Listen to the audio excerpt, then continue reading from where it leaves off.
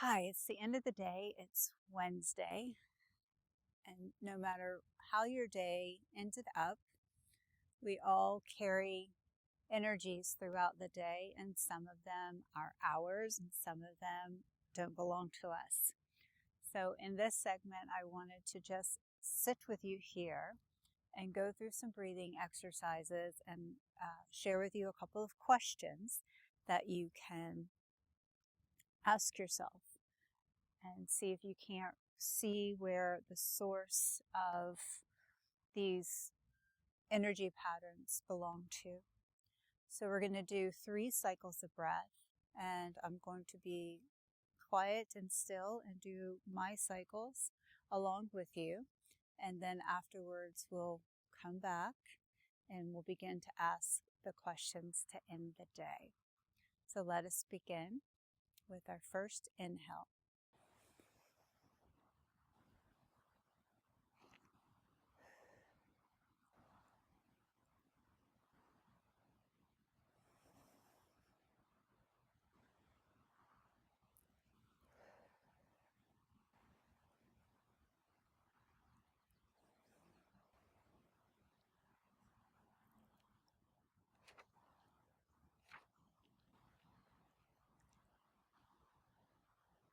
Okay, as you're finishing up the last cycle of breath, we'll come back to center. You feel calmer already. So there's a few things that I do in order to find the source of where this could be anxiety. It could just be a little irritation, whatever happened for the course of the day. So if I can't get my head or time to journal straight away, I will do the cycles of breath, and then I will ask myself the question, what is it that I'm holding on to that doesn't belong to me? And then just sit with it for a little while.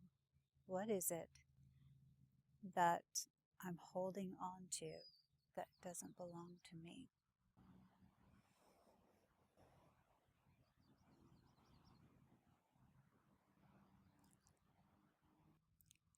And then another question is talking to your heart, which is a very powerful place to be. That's where all the goodness of God and Source is.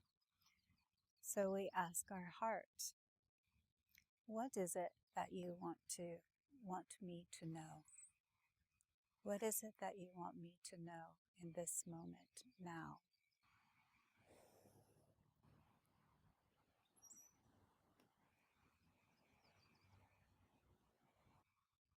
And then you feel into that.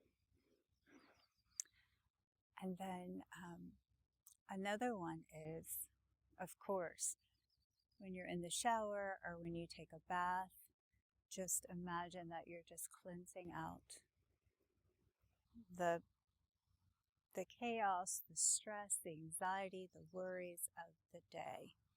And you can say your prayers, you can talk to God, to the Source, and then go to your heart and ask the questions. And once you get quiet enough and you trust yourself again, the answers will come, and they'll come very, very simple. But you've got to be able to listen and trust it. So I just wanted to pop in and share that with you. I love being in nature, so all the background noise is just part of the atmosphere that I am in. And I wanted to share also a little backstory. As you have been following me along on this journey for an undetermined amount of time, most of you know, or some of you know, that I'm back in Tennessee. I'm no longer living in Florida. And so there's been a big shift in my life on many levels. And starting over on the second half of my life is not an easy task, but I'm up for the challenge. And there's many things that I want to share with you. So I am officially now a solo entrepreneur, and I welcome you on this journey with me to share with you that you can do this. You can overcome these challenges. You can overcome the codependency.